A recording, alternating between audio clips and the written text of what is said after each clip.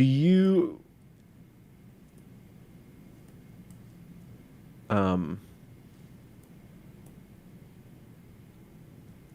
I can't say anti-intellectualism is based and then try to ask you these unironically. But are you interested in philosophy? Like when you sift through Wikipedia, what are the things that you find most compelling? Because it seems like if I'm just looking at proportion of time spent, it's a lot of, you know, who said what on what day in what email in what, you know, Twitter DM on January 6th, you know, so on and so forth.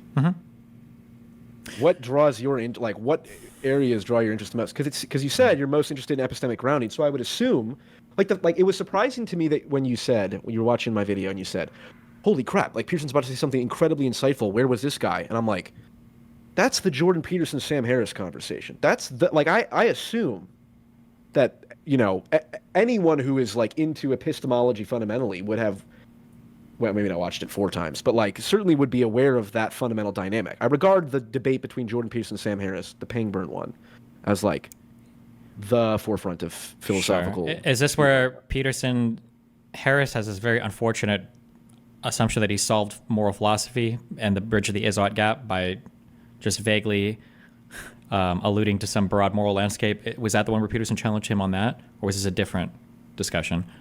Yeah, well, Sam Harris's moral philosophy is, I think he says he can solve the is-ought gap. Yeah, by broadly alluding to some, moral landscape that. Well, ironically, the reason that was so interesting is because it's not a debate per se, and like he's wrong, he's right. It's like they're both trying to circle around like what's true. No, they are. Yeah, I think I watched this a long time ago, and I think I broadly agreed with Peterson on this because I broadly disagree with Harris's moral philosophy here, and Peterson seemed to be very. Right.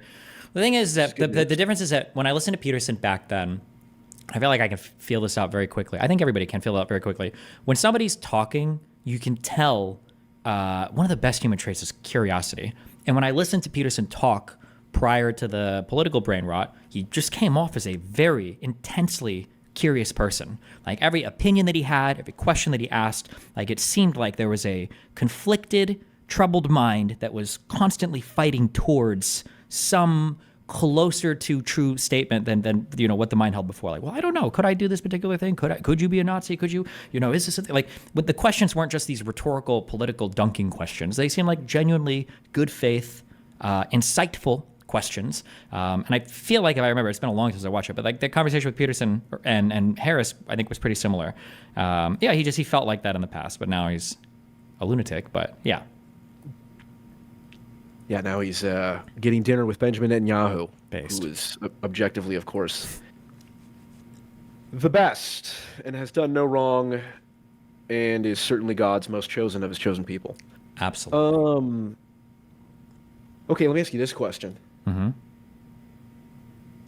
How do we appeal to the Candace Owens crowd? Or how do you, not even appeal to, that's the wrong question. How do you solve the problem that is the negative side of populism? I think that there's definitely a positive side of populism, in my opinion. I think that you have to, there's a lot of different ways. Different people have different roles in that. So for instance, if it's your so like if it's your child or a parent or like a sibling or a friend, right?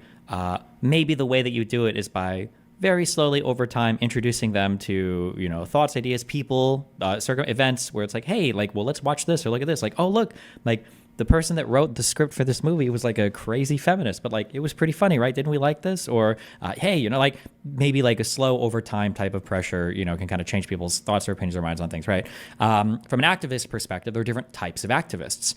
People like, who's the black guy?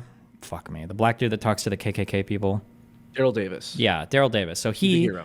Enlightened centrist. Yeah, so he's a hardcore empathy approacher, right? Yep. This is a guy that, goes, I'm going to talk to you, I'm going to make you, enjoy it, whatever.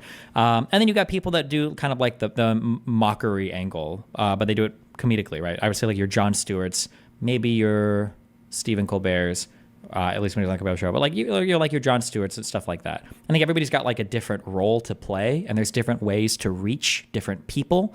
So there's not like a one size fits all for the situation or the person doing it, right? Like if I'm debating a person, there 100%. are, even for the same person, there are multiple approaches that I could take that would appeal to different ranges of that person's audience. If I'm arguing with, like let's say that I'm arguing with a conservative parent and I'm arguing trans issues, right? Like I could come at it from we could come at it from like a personal empathy thing where it's like, hey, like if your child had a disease, like would you really want the government, having conversations with you or outlawing what your doctor's allowed to prescribe? Like, wouldn't that be really scary? Like I might go at it from that angle, or it could be from like a philosophical government angle, right? Where you're like, yeah, trans shit is really crazy. I agree.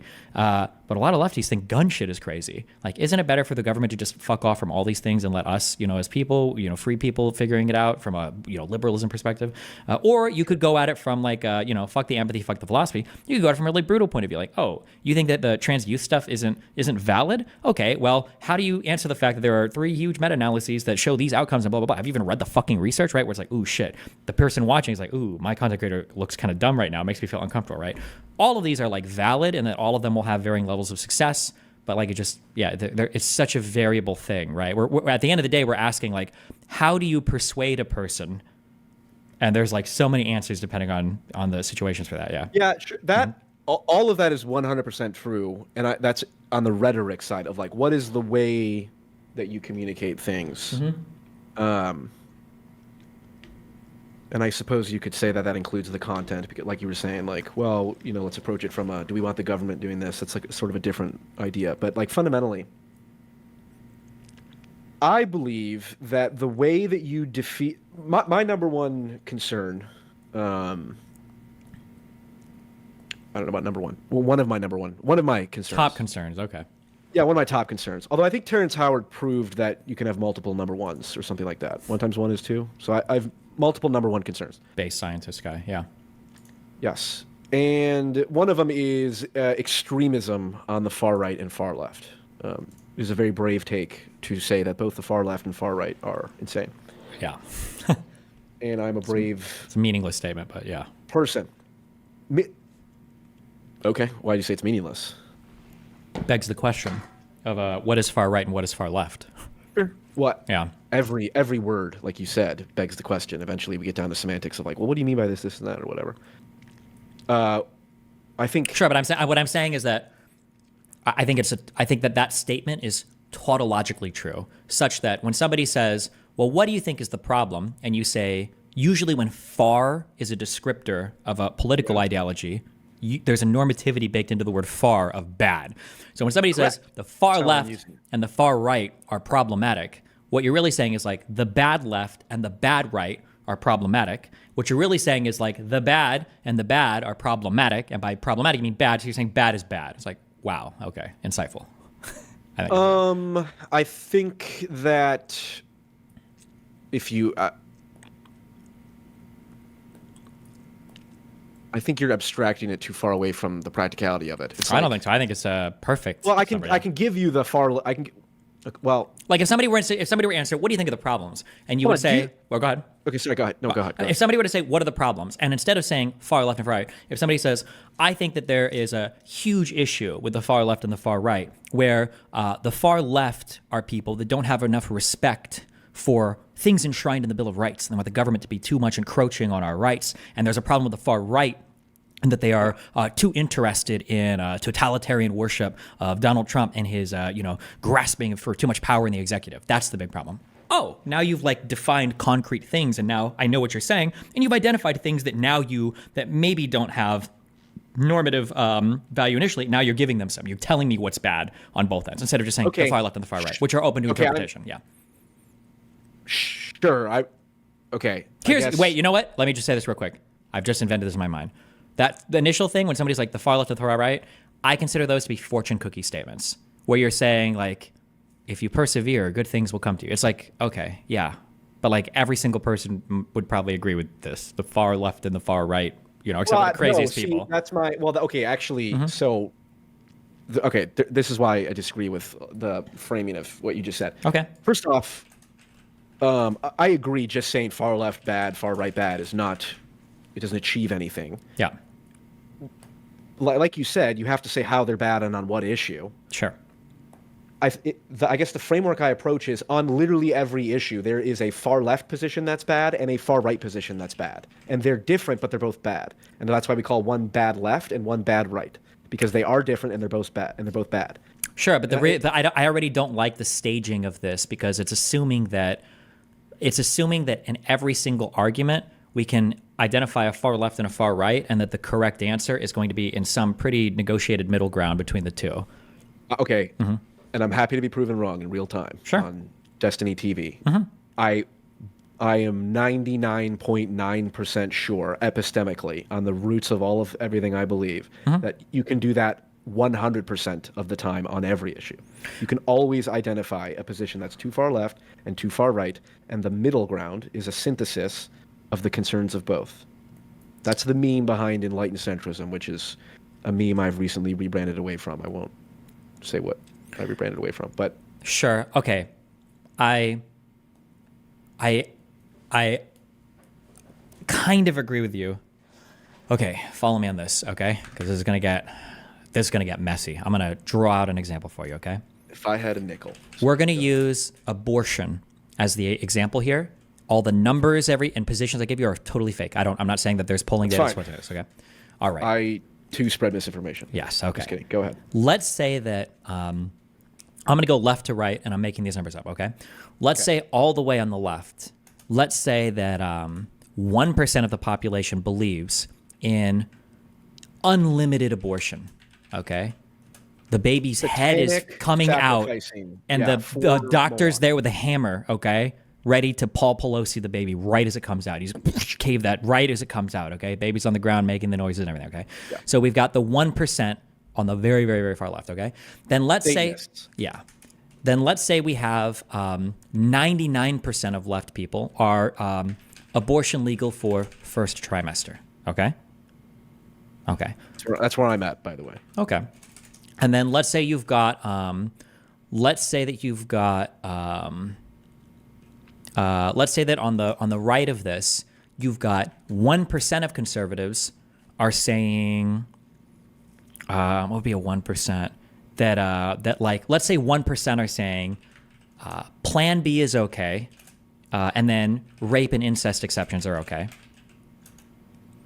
And then let's say you've got 99% saying never abort, ever, okay? Yeah, it's first degree. If a 19-year-old girl takes a Plan B pill, that's first degree murder, which is premeditated murder. Sure. And the person that did it should be locked up longer than someone who committed second degree murder. Exactly. Which is insane. Right. But let's say, okay, sure. Okay. So I typed this out in Discord. Okay. So should I have the stream pulled up to see it? You don't. Well, you should read it. You don't have your video. It's not that much. But so when we look at the spectrum of beliefs right here, okay, we've got 1% of the left is unlimited abortion. 99% is abortion legal for first trimester. And then we look at the right, and we've got 1% of people on the right like Plan B is okay. We probably have like a rape and incest exception. And then 99% are really over there saying no abortions ever, first degree murder, right? When a person walks into this world and he says, well, I think that the far left and the far right are both wrong on this, and I think that we need a middle ground between the two. On a very strictly, maybe deductive sense, our middle ground is going to be somewhere in the absolute middle of this graph. But the intuitive feeling from most people is the middle ground between these are going to be really, really far to the right because of how many people are on and where they're on both sides of the spectrum. Does that make sense the way that I said this? Yes. Okay. I'm following this logic. I have my issues, but go for it. Yeah, that's what I'm saying is that like when people say that like the far left and the far right are both wrong, the implication there, even if people don't understand it, the implication is that the opinions are distributed in some sort of distribution that is like even on both sides between all the crazy opinions. And sometimes there are positions that like the far left and the far right might have an idea about slavery, but like it's not like a negotiated centrist position between the two. The correct answer is probably going to be, it's going to skew much harder probably on the anti-slavery side, I would say. Yeah, go ahead, yeah. Okay, so a couple things. Number one, I would say the numbers that you put here, logically, if we're going to put those numbers there, then I agree with you. I would say this is not reflective of anything approximating reality. This hypothetical has as much utility as asking about, well, if we could go back in time and kill Hitler, it's like... Well, hold on. To be clear, wait. The utility of the hypothetical is just to show that if the distribution isn't even on both sides, then saying that there's a negotiated middle ground that will always be true, it's not very satisfying, I think. Because people feel like that just can't be the case, that there's a middle ground between the two. Like, what is the reasonable middle ground here? Okay, well, there's a couple paths to go down. So first off, I guess I'll hone on this for just a second. The abortion thing, the numbers that you gave are exactly my point, because the reality is almost everyone agrees we should not abort babies up until like the moment they come up, the moment they're born, right? The Ralph Northam, what is the Alex Jones thing? We'll keep the baby comfortable and all that. Like, that's insane. That's completely... Sure. Like, I'm happy to call that satanic. And I think for good reason. I think it's equally insane to say the moment is like we should ban contraception, or we should, if a 19-year-old girl takes a Plan B pill, that's first degree murder because it was premeditated. Almost everyone agrees that both of those are too extreme on the issue of abortion, right? Yeah, but there might be a lot more people that are closer to one thing than the other. And I think I can give you evidence of this kind of.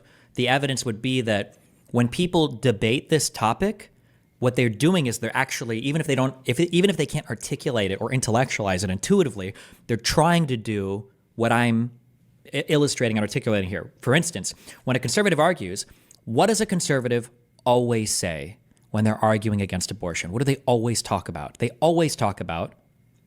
It's a life. It's a baby. Well, kind of that. Killing babies. But more specifically, they always mention third trimester abortions. Every time. You always hear third trimester. But as you said, accurately, how many people actually support third trimester? Like, nobody. That's an incredibly rare position. Right. But what they're trying to do is they're trying to show they're trying to show a distribution to push people in a certain direction, to show that, like, no, most of the people on this are not actually correct at all, by making the other side be as heavily distributed to the most extremist opinions on the other side as possible. Right. So it is entirely then the responsibility of the left to say, hey, fuck these, we agree these people are satanic nut jobs, and no one of any goodwill or common sense should support abortion up until the moment it's born. That's insane. And if people on the left were more vocal about that and preemptively neutralizing the conservative criticism, then suddenly the conservatives' best talking point is now gone. You've robbed the radical of their best talking point. True, but now look at what happens then, and this is where you, play your dastardly role, all right?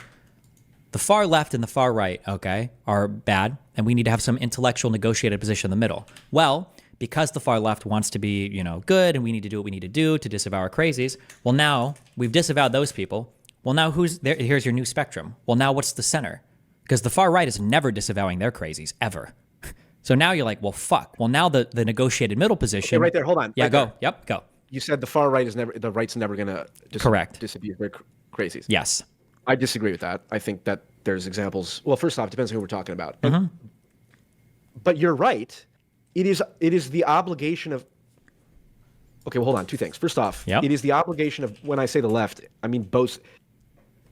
The biggest barrier to the interests of the good left and the good right is their own crazies mucking up their own, platform or positions or whatever, right? I believe there's a lot of moral criticism and necessary criticism of Israel that should be made. There is nothing that gets in the way of making that case than a bunch of autistic Zoomer Nazis who hide in their basement and can't get a girlfriend and then blame it on, the real thing is because it's the Jews. And they're like sitting in their Cheeto dust.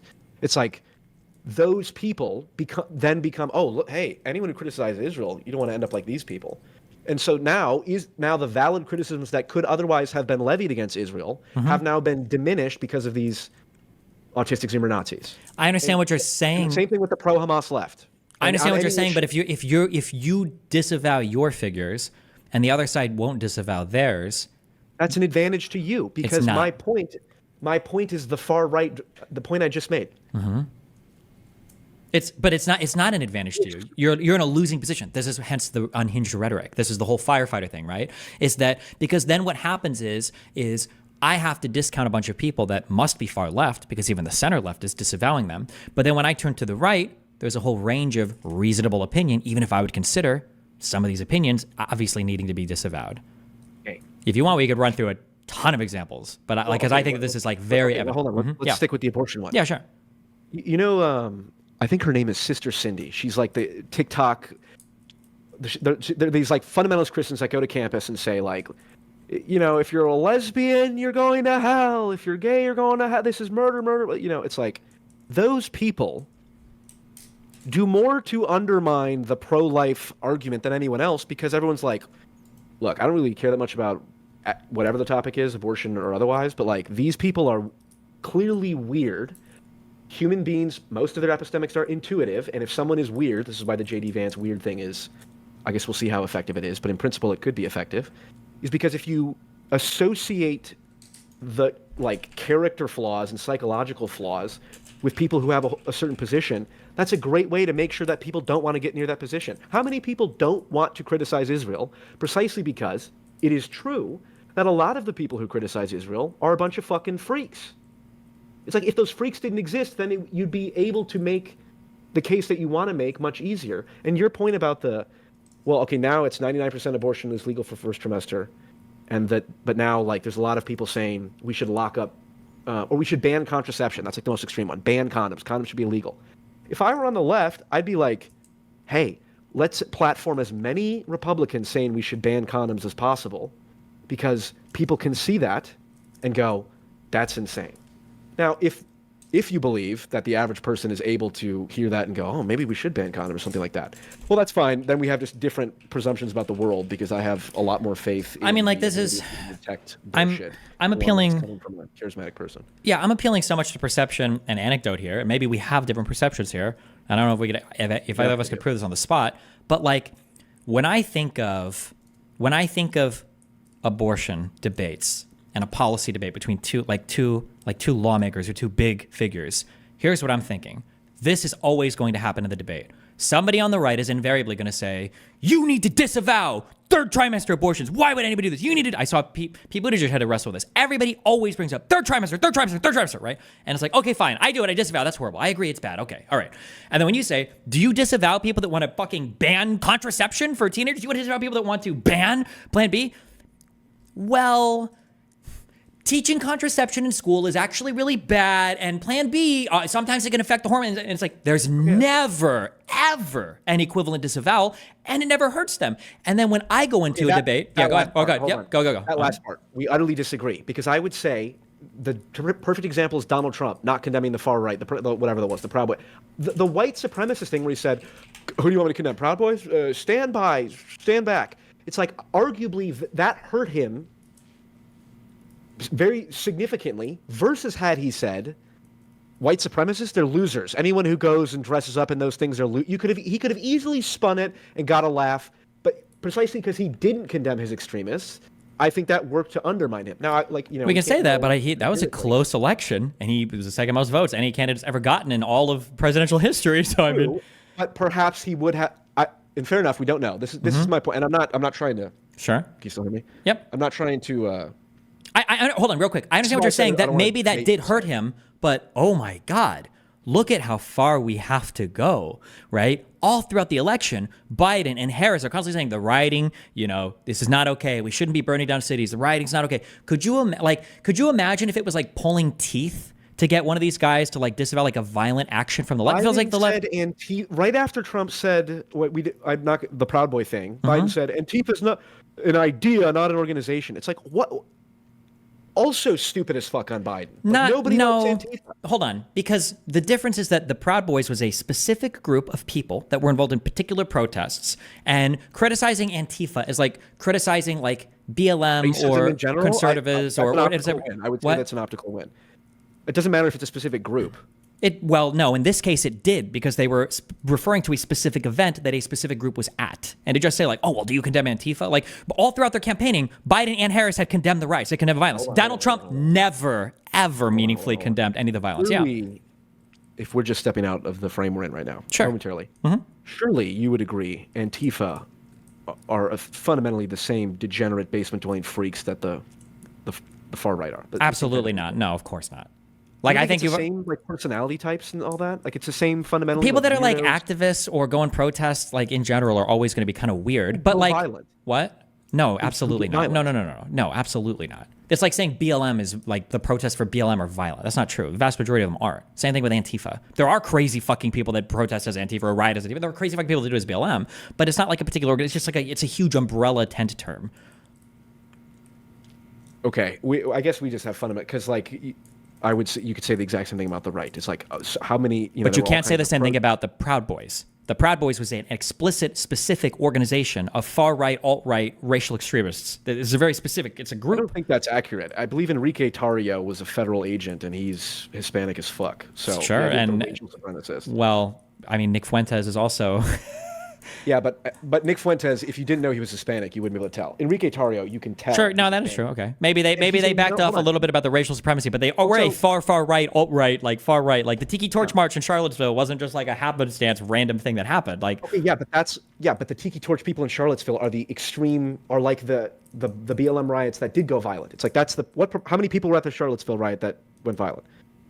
Several thousand. Well, it's not about who went violent. It's about like if there was an organization. How many people held tiki churches? I don't know how many, but if I know that if there was an organization that staged a demonstration, and that organization was staging a demonstration with things saying like, go, I don't know, like go Hamas or whatever, I would say that like for instance, right now, here's what I would say, right? I would not say that college protesters, leftist protesters in the United States are evil, horrible people. But if you could show me an organization that organized a march, they were saying like they were pro-Houthis, and I would say whatever org that is, these are evil people. I don't care if only 10% of you are doing it. That's your organization. You're doing this. Yeah. Right. Yeah. But Antifa and BLM are like broad. They're not like, it's not like a particular thing, right? Okay. I guess because I think we're getting... Sure. We're just comparing perceptions right now, and I'm not. That's okay. Not, well, I will say in a very roundabout way. way to come that sure, and we can eject off of this, which is fine. But I will say that in a way, what you're saying right here, I would argue, this is proving my point that conservatives have optically finagled, or not optically, rhetorically finagled these conversations to where we're even having to say, is Antifa the left equivalent of Black Lives Matter? This makes me want to say, oh, well, fuck. You know what we really needed? We needed more violent Black Panthers, because that would have been a specific organization we could. And now Antifa would just be like broad left-wing protesters. Like on the right, you've got counter-protesters. I don't think they ever really have a fucking name. Blue Lives Matter, maybe, or whatever. But since we don't have that particular organization because we've been forced to disavow all the crazy far-left extremist shit, well, now we're talking about Antifa and BLM. It's like, well, fuck, if I disavow that, Jesus, what? Like those are the same as the Proud Boys, like a specific, like, organization with an actual leadership structure and coherent like marches that puts out announced like Jesus. They're not even the same thing. But I think that's a result of where the conversation has moved. Go ahead. Okay, and fair, and yeah, and maybe we should eject because like what you just said, it's like the violent parts of the BLM riots were objectively worse than any violent right-wing riots in the last 5-10 years, as far as I remember. In terms of damage done. Objective is a hard word here because we can in terms value of damage done. In terms of damage done, like people killed, damage done. Now, January 6th, damage to democracy. Okay, fine. Exactly what I'm saying. Subjective, what we value. Yeah, but fair enough. And this is earlier. You made the point of people have different, like the Daryl Davis guy has a certain temperament. Yeah. So it would be wrong for him to engage and make the meme edgy jokes that you do. Well, I wouldn't say it's wrong, but like he has his strategy and it's effective and it works for him. Well, it would be wrong from a practical perspective. Like, that's not his style. Sure. Yeah, correct. Yeah, it doesn't comport with his style. It's a League of Legends stuff. It's like you don't build AD Janna, right? It's like maybe you don't, loser. You shouldn't. Yeah. Well, actually, maybe that is a bad example. I haven't played in a while. I've seen your Nunu and your ObGG, so careful. Actually, the only champion I've ever gotten a pentakill with in a ranked team was Nunu. Yeah. Ever. That's because I play Warwick top and Volibear top, and I don't get past triple kills on that. But I had a 60% win rate and a 4.0 KDA on Volibear top. This was like season 6 with like 200 games. High platinum. This is before they added Emerald. Okay. Which case, listen, I don't want to get canceled for what I would say about Riot Games and League of Legends. Okay. That's fair.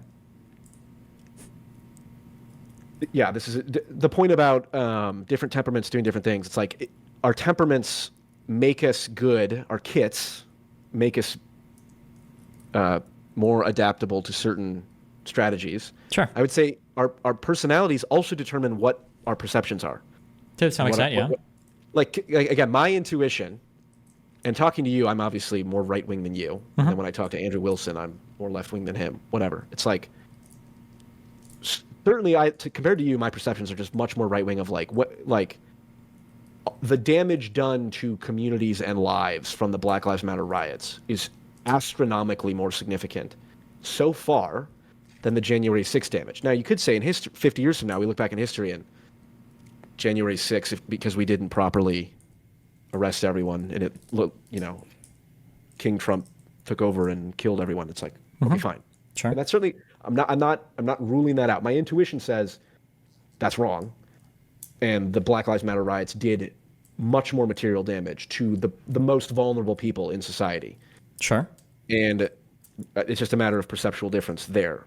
Well, I don't disagree with you there. Go ahead. Yeah, I don't disagree with that. Materially, it would be almost impossible to argue with you. I'm just saying that the Proud Boys is an organization with hierarchy and structure, okay, that we can point to and look at leadership, messaging, organized plans or whatever. Yeah. And Antifa and BLM are just like large movements. Like if somebody that's not an important. That if anything, that distinction makes it like less relevant to the problem is that worse that it's not a specific organization. The problem is that when one is brought up in the context of the other, there is an equivalency created in the mind of the listener, and I think intentionally done in the mind of the speaker, in order to make these two things seem like one another. So if, for instance, we could say, and I would say, I think that being a Proud Boy is not good. Based on my understanding of the movement, what they stand for, their messaging, it's just never good. I was going to say, to be clear, I think you might want to go with a different organization than Proud Boy, because I believe Proud Boy is like the Gavin McInnes like men's club. Let me put this away, okay? Gavin McInnes is not only is he fucking insane, so that's already a red flag. He left because the movement I think got too crazy. Even 2018, I think he left. Sure, he but Enrique Tarrio was the leader, and Enrique Tarrio, whatever he is, he's not a white supremacist. He might not be a white supremacist, sure, but he's crazy and he did crazy shit. And their message. I'm just saying that like if somebody were to say uniformly, right? If you're in the Proud Boys, it's probably not good, okay? But if you've been to like a BLM protest or you've been to like an Antifa protest, there's a whole spectrum of people there. Some might be good, some might be bad, some are surely bad. Not Antifa. I would say Antifa, you're categorically in the same. Proud Boys and Antifa in my mind. If you go to any meeting called Proud Boys or Antifa, you are probably of the same personality type. Okay. Do you acknowledge at least that structurally they're far separate? They're different? Of course. Okay. But that does, like that's the issue that I have is but the issue that I have is the equivalency drawn between the two. It would be like, let's say somebody's like, I need you. Moral equivalency, not structural. No. There's other types of equivalencies drawn as well. Let's say that I'm having a conversation with somebody and I'm like, I want you to I want you to disavow. I need you to tell me you do criticize like Hitler's actions or something, right? Like you do think that like the death camps were bad or whatever, right? And somebody's like, I'll agree to that if you can admit that Harris and Biden continued the border camps for children that you said they were going to end.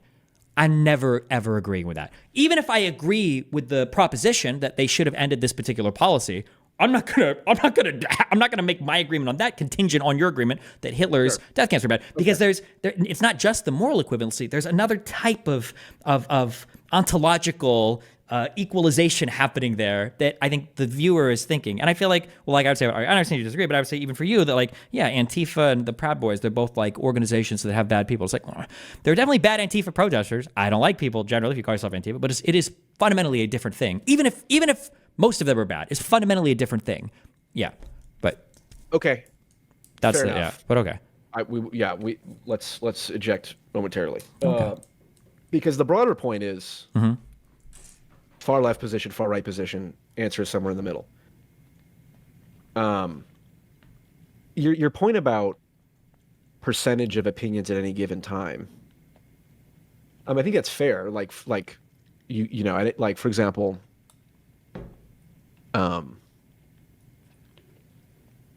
What's a good one? I don't know. Like universities are clearly very far left wing, broadly speaking. Half agree with you. I'll take a half agreement. That's fair. Okay. And so certainly like, well, and it is changing somewhat. A lot of companies are like killing their DEI departments and all that. The only reason why I said I would half agree is because like when we think of protests and like activists and shit, It's really a really small percentage of the student body. Like even up at like fucking Yale and shit. Like if you talk to students, most of them will say like, yeah, we don't do the protesting shit. We just go to class. But the people that do protest are very far left. Yeah. What about the faculty broadly? Like if you survey professors' opinions, they're almost all not even far left per se, but they're definitely left. They're more left. Yeah, I would say the administrators are a huge problem for sure. Faculty can have issues. Sure. Administrators have a huge problem, I think. But yeah, that's why I say I have agreed. But I would probably agree for all intents and purposes of what you're going to say. Yeah. Yeah, but at any given time, you can imagine a world where the Christian nationalists take over and suddenly that's changing. Like I do worry about the Christian nationalist ascent, and then like banning evolution in schools. Like that's a real thing that could happen. That's concerning. Now, this is how I see it. Your role in the Great Meme Wars is to go. What's a good analogy? Malphite, maybe. Although you're too skinny. You dive in and you go straight in and you go like you go to Fresh and Fit. Yeah. You talk to Nick Fuentes. I'm Tristana. People, right? Okay. Yeah. Okay. That's good. Glass absolutely. cannon still goes in. Absolutely. That's a very good analogy. Did you play a lot of Tristana? Was that like one of your main? Hell yeah! What? Yeah, W is for forward. You always jump forward. If I'm ever playing a league game as Tristana, you see me W to escape. Oof, big mistake. The degree to which I wonder how much of that is a function of personality, like mapping. Like I just like this character. Sure. Well, anyway. if you want to know how much is a function of personality, my main was Draven. So there you go. That's fair. But my point is, your job in the Meme Wars is to go straight fucking in. W's for forward. You don't care. You'll talk to Fresh and Fit. You'll talk to Nick Fuentes. You'll talk to. Sure, it's one of the things I have a strength at doing so. Yes. Yeah, and I would say specifically, like Jordan Peterson. I think he is acting cowardly when he says he will utterly refuse to have a conversation with someone like Nick Fuentes or something like that. Okay. Now, you could say from a practical perspective, Jordan Peterson would just get steamrolled because he doesn't understand memes and he gets angry too easily, and that would get exploited. And that's probably true. Peterson has, due to his commitment to the Daily Wire and all the lies that you're required to internalize, I would believe, as a condition for working there, he has fallen from grace. Are you a Nazi?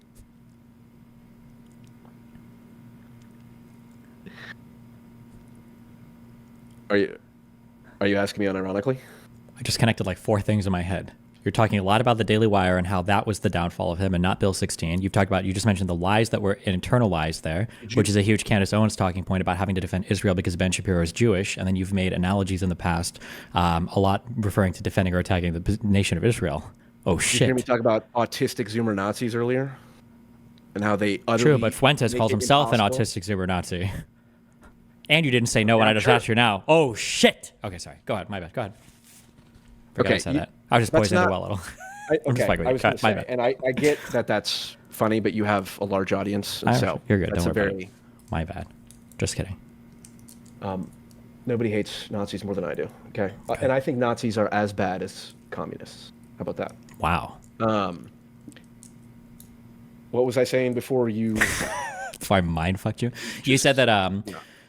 You said that Peterson was a coward for not talking to Fuentes, but you understand why he has to do it because he has to carry the Daily Wire talking points.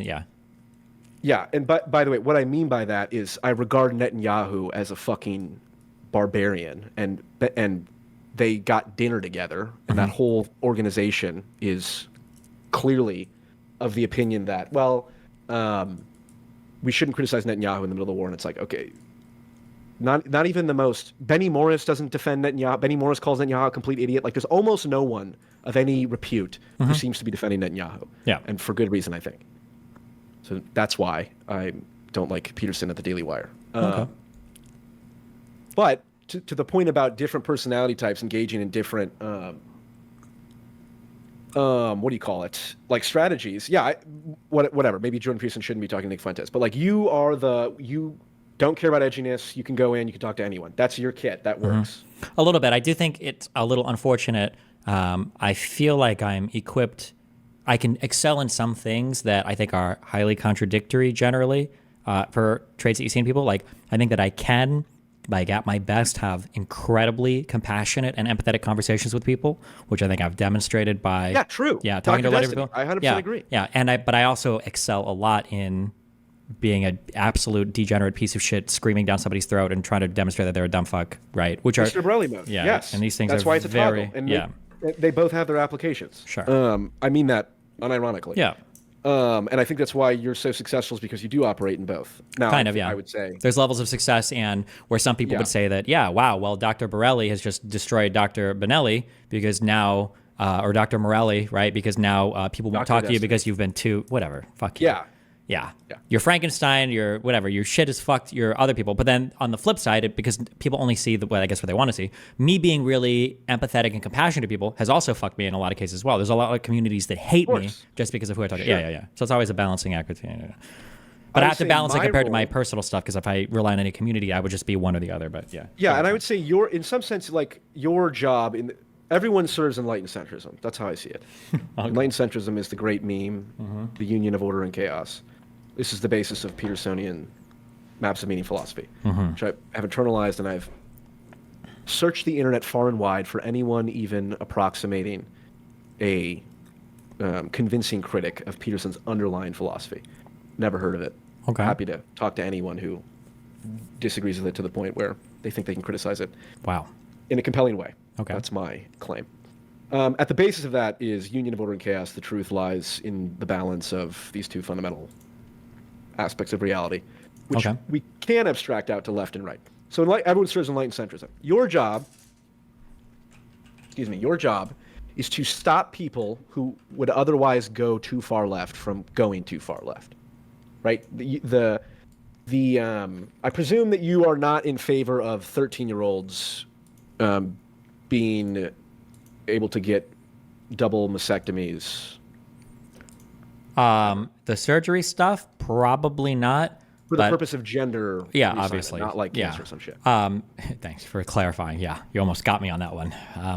You're welcome. Yeah, a Nazi shows good faith here. Yeah. I generally probably not, but like my answer for this is always just going to follow like medical research. Exceptions. Okay. Well, no, not exceptions. It would just follow like outcome related research. I don't have like a strong moral foundation here where I'm like 13-year-olds can never make this decision.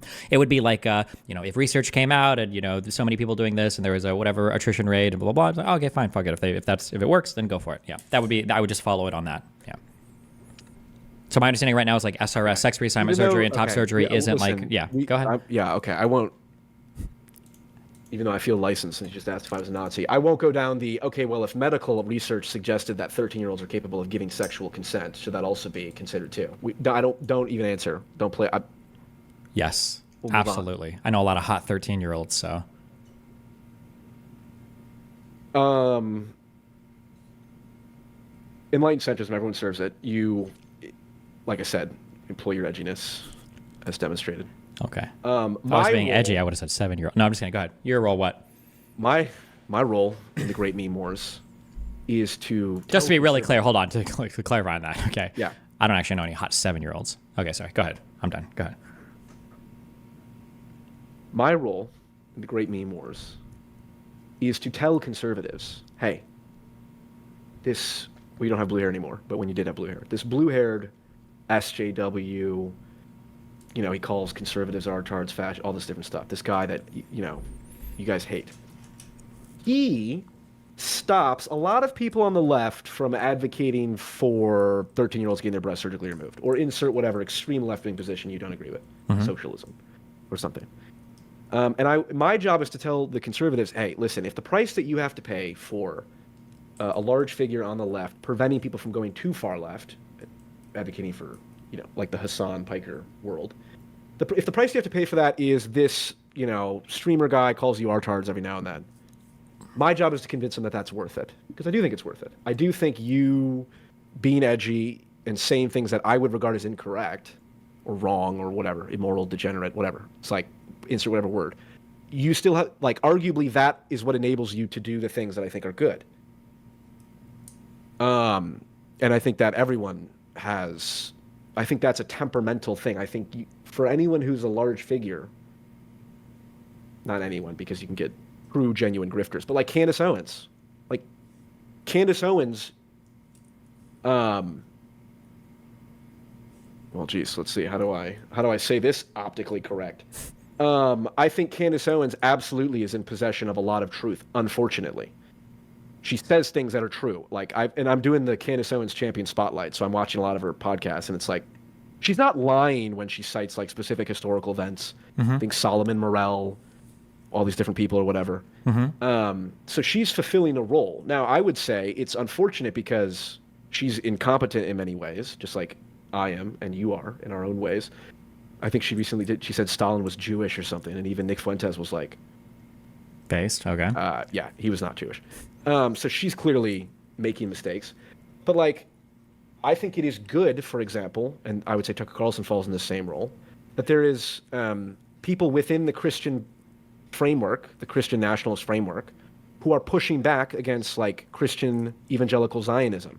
The politicians who say, literally, the basis for their foreign policy is, well, Israel is, there's a verse in the Bible that says God will bless those who bless Israel, and so that's what I'm going to do. There's a clip of a congressman being asked, and he's like, my grandma or someone taught me that Israel was, the chosen land or the moral land or whatever. It's like, that is the literal basis that U.S. politicians are deciding whether or not to allocate tax dollars, or more consequently, determine whether or not there's U.S. involvement in a imminent war with Iran, which we're still on the fucking potential edge of. And it's like, so Candace Owens, in her own maladaptive way, fulfills an important role. And you, in your own, what I would regard as maladaptive way, fulfills a role. Okay. And I pull the strings and orchestrate the whole thing on behalf of enlightened centrism.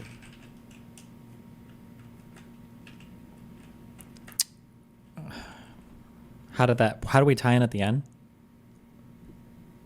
We didn't. I was making it. It was a very bold claim. Oh, we were trying to. Oh, okay. Hoping it. Yeah. Okay. I want to poke you on one thing. Okay. Are you ready? Yeah.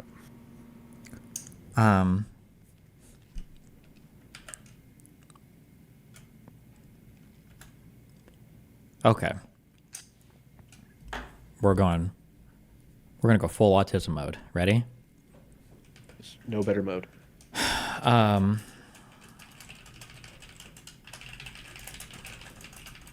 Hold on.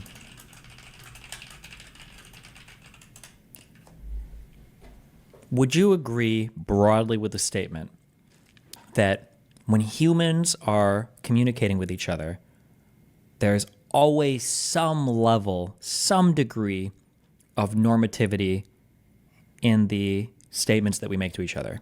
Like, even if I say something like, the car is back from the shop, that just because I chose to utter those words, I think there's some utility, some goodness I'm providing, some benefit in you hearing the information, and there's something you can do to deploy this information in a useful way. There's some degree of normativity baked in almost everything we say. Yes. Yeah. That's Okay. all truth is. I ascribe to my understanding of pragmatism, which is Jordan Peterson's squirrely way of comparing truth to utility. So yeah, and utility is ultimately subjective. Okay. It's transjective, but go I'm walking you somewhere because I don't like the statement you made that Candace Owens says true things. Okay. Okay.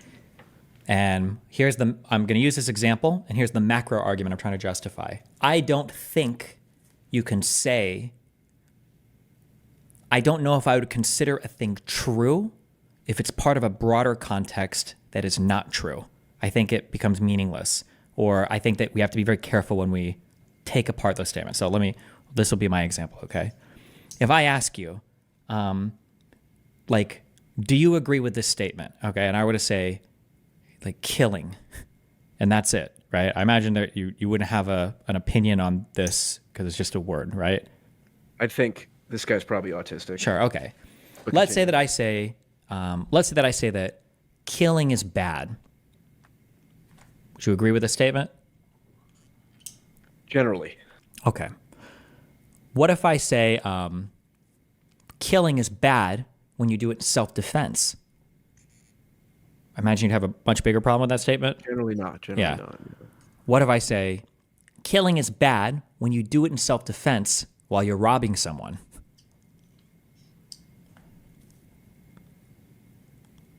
So I need to understand more. Sorry. Yeah. Okay. That's what I would say. Sure. I think that the issue is that killing or killing is bad is a part of all of these statements. But if you're picking out only a part of it, man, the overall message that you're conveying can change really dramatically, such that citing the underlying fact, however true it may be, is the truthiness of that fact is almost irrelevant because of the way that it's being utilized in a particular argument. Sure. You can say things that are like propositionally true, knowing that they will cause the other person to think of something that's untrue. Wrong. Yes. Yeah. True. Okay. Yeah. Like the extreme example is like you can say there's this guy and he slept with a child. It's like, okay, well, if that guy is the child's parent and the parent came into his bed after he had a nightmare when he was 2 years old, it's like, okay, you've said something that's technically true with knowing that it's going to convey a lie. Sure. Yeah, exactly. Right. I trolled, I think a bunch of conservatives had some weird thoughts about me and kids. I don't know why. And I tweeted out that I had indeed fucked a 16-year-old in like 2005. I'm talking about my high school girlfriend. I was 16 as well. Right. This is true, but like you can take a thing. Yeah, right. The only reason I say this is because, so this is another issue that I run into, is that when people say somebody says some things that are true or false, on a human level, we're really generally just looking at the overall message. And it's pretty rare that people are picking out small things from that message. And if somebody says that they say some true things and some problematic things, they're not thinking, okay, this guy rejects Candace's conclusion, but he accepts some underlying facts. People are actually thinking, okay, he only accepts about 70% of Candace's conclusion. One of these statements of accepting some underlying propositions but wholly rejecting the conclusion is way different than accepting the conclusion about 70%. Would you agree with that? And accepting... Say it again? That, like, there's a huge difference between saying, like, if I were to say this statement, in some ways Hitler was a good guy, your mind isn't thinking... And that statement is objectively true. If we were to dive into all the things that he's done in his life, we can find some good things, right? But if you say, okay, hold on. When Destiny says Hitler's a good guy, I agree with some things that he says, and I disagree with other things. People aren't thinking that you've torn apart, you're rejecting the conclusion, and you're agreeing with some underlying propositions. They're thinking you're agreeing with the conclusion about 60, 70% of the time. And those are meaningfully different things. Does that make sense, or do you want me to say that one more time? Sorry. I think I'm following, yes. Yeah. I mean, okay, I guess continue. What I'm saying is that I feel like... Yeah, go ahead. When I say Candace Owens says true things, like specifically I'm referring to, like, what's his name? Solomon Morel or whatever. Is like, this Polish Ashkenazi Jew, I think, or I guess Ashkenazi is only from Russia, but Polish Jew who, after... World War II was like the head of a concentration camp against Germans, and then he fled to Israel, and they basically protected him. And the Polish tried to extradite him for war crimes, and it's like, okay, that's it. I looked it up on Wikipedia. Like, okay, this seems like a historical. She's not pulling this out of thin air. And my concern is then, okay, if normal people who are not Nazis. And I'm not saying Candace Owens is Nazi. But if normal people who are not so mentally degraded and delusional to have problems with Jewish people as a race, because there's a fundamental difference between Judaism, the religion, which can be and is fundamentally at the end of the day separate from Judaism or Jewishness as a race, and all of the autistic Zoomer Nazis are the ones who have problems with Jewish people as a race, which is insane.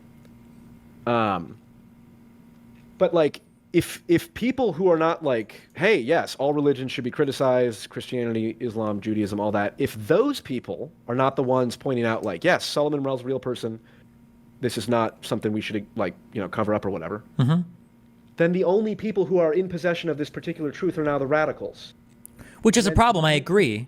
And it makes them seem more credible than they would otherwise had normal people just been more like, of course we're not afraid of the truth. Yes, this is a real thing, and it's indicative of the truth, which is Israel is deserving of criticism, just like all secular countries, fundamentally. Yeah, I agree with that. But what I'm saying is there has to be an extra careful attention paid to the rejecting of the conclusion, because people don't hear you rejecting the conclusion when you say some of the things they say are true. What they hear is a percentage acceptance of the conclusion. That there's a huge distinction between these two things. So, for instance, let's say that I told you I know a guy who can predict. Jesus Christ. If I lock him in a room, I know a guy who can predict with 50-50 accuracy whether or not it's going to be daytime or nighttime outside, right? Would you say that guy is correct? You said 50% accuracy? Yeah, 50% accuracy. Would you say, yeah, he's correct some of the time? He's correct half the time.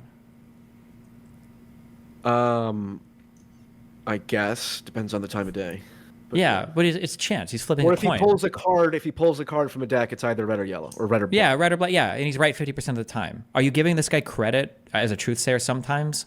No, I would say, why did someone just make that statement? That sounds like something an autistic person would say, and I'd like to know what point they're making, because every statement is made in the context of some motivation for making the statement. Sure, I agree with you 1,000,000%. But that would be my worry then with like Candace Owens stuff. That when I looked at, or at least some of her recent stuff, I think I watched, to be fair, I've only watched one full video and I've seen a ton of bizarro Twitter clips, but it looks like she's been, and I'd say she's been on probably for over a couple years now, on some crazy anti-Semitic binge. So every single fact that she's been digging up over the past 2 years has just been to find ways to show that like Jews are like controlling society, doing evil shit. So even if she does propositionally, proffer some things that are true, I would never say, Candace is right about some things, because I don't think she's right about anything. She might utter facts or statements that are true, but it's always in service of her ending like anti-Semitic Nazi goal. So whatever is Candace Owens is an anti-Semitic Nazi. Do you think that's absolutely. More so than most people blatantly are. I don't know if it's because she's black, she can get away with it like Kanye did, but yeah, I think she, or at least to be fair, just from the things that I've seen posted of her, and then some of the long form content I've watched, she seems to be very obsessed about certain Jewish conspiracies, though, that I've only ever seen given in Nazi circles. I think just today I saw... People could say the same thing about you, like with what you said about Palestinians or something like that, if they only saw the worst clips and then one full video. That's true, but then if you were to ask me something very explicit, I would never dance around the question. I'd give you a complete and total upfront and honest answer, number one. And number two, you can find plenty of video evidence to the contrary. I've watched enough candidates. She is a... Like today, I think I just saw she was doing the ADL trope, where that first guy, there was some black guy or something that got exonerated, and people and people try to rewrite this story. What is your Well, see, this. I don't even want to get into this. Sure. Especially after that's why I was a fucking Nazi. Yeah.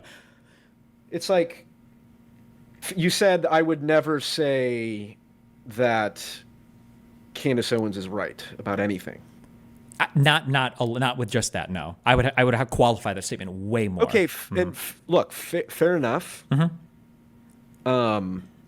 That's, I guess, I'm not saying, nothing I'm saying here is to convince you that I'm right or versus. It's like I'm just outlining my perception of things. It's like that's your strategy, and if you think that the way to push back against radicals is to, even if they say something that's like objectively true, on like some specific historical fact, if someone asks you, like yes or no, Candace Owens says some true things, and you say no, it's like okay, that's one strategy, and we'll see how. Sure, but I wouldn't.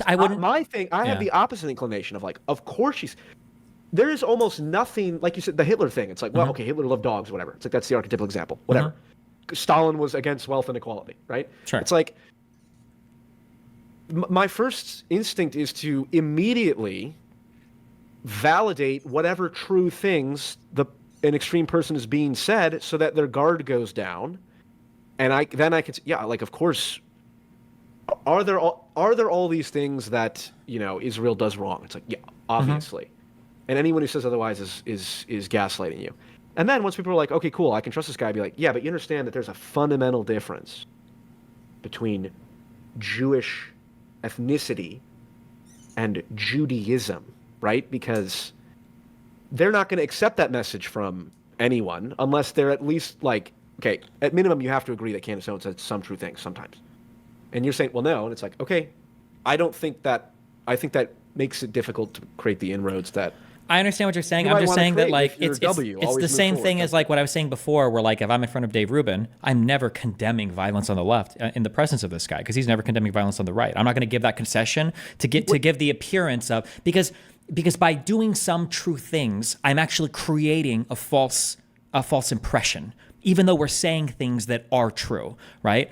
I condemn the violence on my side. Nobody should ever be getting assassinated ever or killed at political rallies in the United States of America. That's horrible, right? But if I offer that up, and I would say that is a true statement, but they on their side refuse to make any of the same concessions, I've created a false impression by uttering a true thing in the mind of the listener, because now they're like, okay, yeah, there are some problems on the left. I'll give Destiny credit for admitting it, but yeah, there are definitely some problems on the left that they need to deal with. I don't want the person to come away thinking that. I want them to hear me screaming and then think, damn, this Destiny guy's kind of unhinged. There's some problem on the left. I wish he'd disavow it. But also, damn, why can't Dave Rubin just say like J6 was bad or just admit that like they should, right? I would rather them coming away with a negative opinion of both of us than me leaving them with the false impression as a reasonable leftist that we have issues that we need to work on and the right is fine. That's my issue. Oh, another really great example is in the same vein is I made this argument when Assange was leaking stuff about the DNC that selective transparency is actually worse than no transparency because that's the same principle exactly of saying a technically true thing in service of a lie. Yeah, because it leads you to the false impression that, like, well, I see bad things here, I don't see any there. These guys must be way worse than these guys. Well, you have no idea. And if you didn't know anything, you'd have a better opinion than if you knew some true things.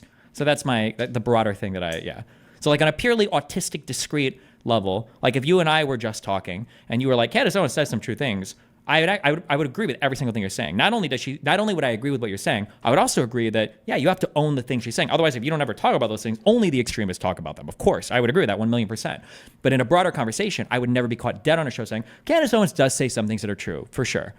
That's never on its own being there. Yeah, that's fair. I guess the way I see it is, and this is going to sound condescending or whatever. I don't mean it. I mean it like in the meme way that we were talking about it. It's like, this sounds like Tristana explaining to me why her kit is the best. It's like, it is if you go 20 and 1 and 5 or whatever. And it depends on the circumstance. Surely you would agree there is a massive chunk of Candace Owens' audience who you are utterly unable to reach because of the way that you approach things, for better or worse. And I'm not necessarily probably, yeah, for sure, yeah. That's my point then about why everyone serves enlightened centrism in their own way. Is like, sure, you can't reach them, but like I have no problem agreeing with Candace Owens that Antifa and the rioters of BLM did more damage than the January 6ers. That's a precondition for me even being able to talk to Candace Owens' audience. And I would say it's a precondition because it's true. And then the flip side, though, those are for right-wingers. A precondition for talking to the left-wingers is saying, well, of course January 6th is worse than BLM. And it's like, this goes down to then what is fundamentally true. It's like, it's all utility. It's like, what are you trying to achieve by saying anything? Okay. And that was the summary of my video that ended with me calling you autistic. Sure. I can kind of understand what you're saying there, yeah. Cool. Anything else in your mind before I head out here in a few minutes? No, I think that's about it, yeah.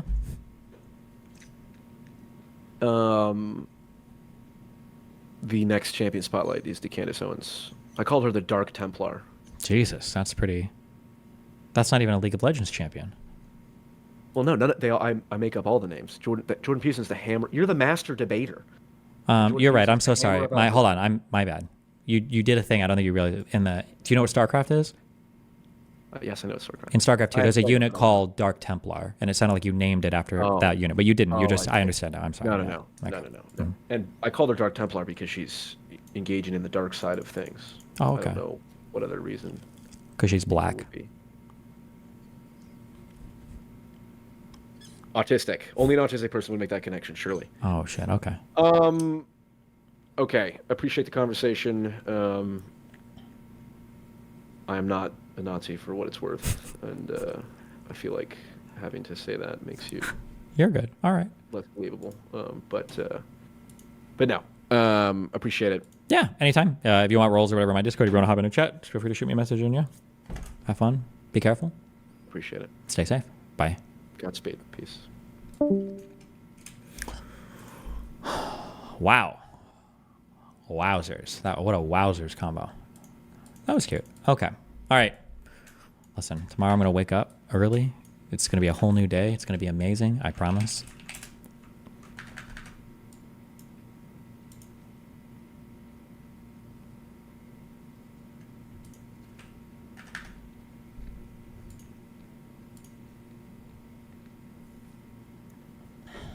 I love you all very much. Stay safe. Be careful.